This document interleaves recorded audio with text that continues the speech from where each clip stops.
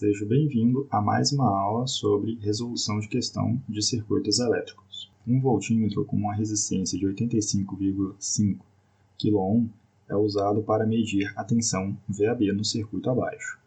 Qual a leitura do voltímetro? No item B, qual será a percentagem de erro na leitura do voltímetro se a percentagem de erro for medida como... Aí nós vamos ter aqui uma equaçãozinha, para a gente ver essa medida de erro.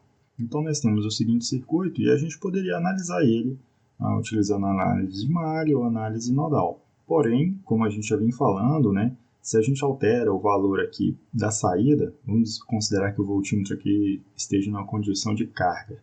Se a gente altera o valor da carga, nós teríamos que calcular novamente todas as correntes de malha e tensões nodais, por exemplo.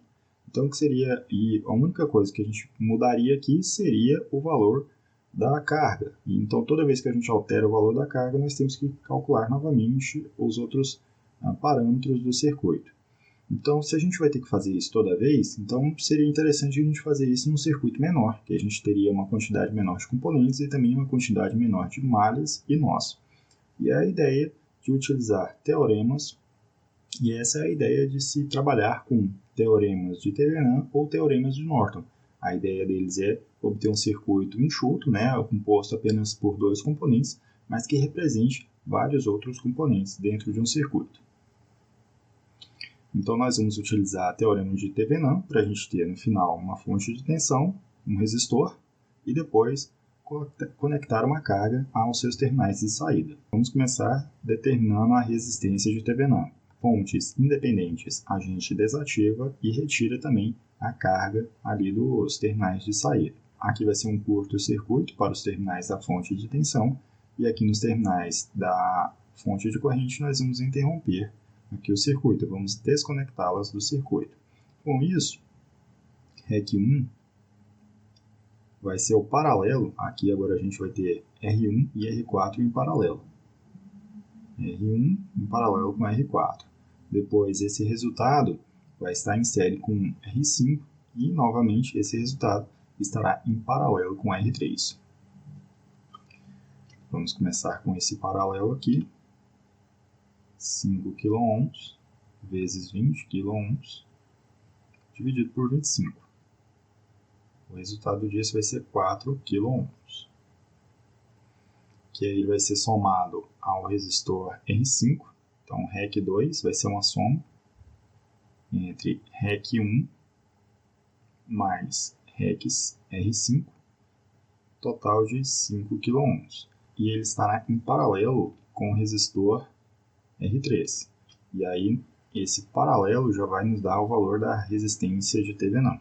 Aqui em cima vai ser 225 dividido por 50. Vamos ter o valor de 4,5 kΩ como a resistência de Thevenin. Agora nós vamos determinar a tensão de Thevenin. E aí, novamente, nós podemos utilizar a análise de malhas ou análise nodal. Mas, para ficar mais simples, a gente pode utilizar a transformação de fonte, que aí a gente reduz também o número de componentes e fica mais fácil da gente determinar a tensão de Thevenin. Então, aqui nós temos uma fonte de tensão em série com resistor, a gente pode obter uma fonte de corrente. A corrente 3 vai ficar com a tensão 50 dividido por 5 vezes 10 elevado à terceira. O valor resultante vai ser 10 mA. Então, nós vamos ter 10 mA para essa corrente, para essa fonte. Aqui nós vamos ter resistores em paralelo, e aí vamos obter esse resistor equivalente. 20 vezes 10 elevado à terceira vezes 5 vezes 10 elevado à terceira dividido por 25, o valor resultante 4 kΩ. Então aqui vai ser REC, podemos chamar de REC1, 4 kΩ. E aqui nós temos uma fonte de corrente em paralelo com o resistor. Então a tensão V2 vai ser a seguinte. V2 vai ser I3 vezes REC1. E aqui é um ponto interessante, nós podemos somar ou subtrair essas correntes que estão em paralelo. Perceba que um está entrando no nó enquanto que a outra está saindo do nó. Quando temos uma entrando e outra saindo, nós executamos uma diferença entre esses valores para obter uma corrente, uma fonte de corrente que represente as duas. No caso, vamos ter 25 menos 10. Então, vamos ter uma fonte equivalente, por assim dizer, de 15 mA.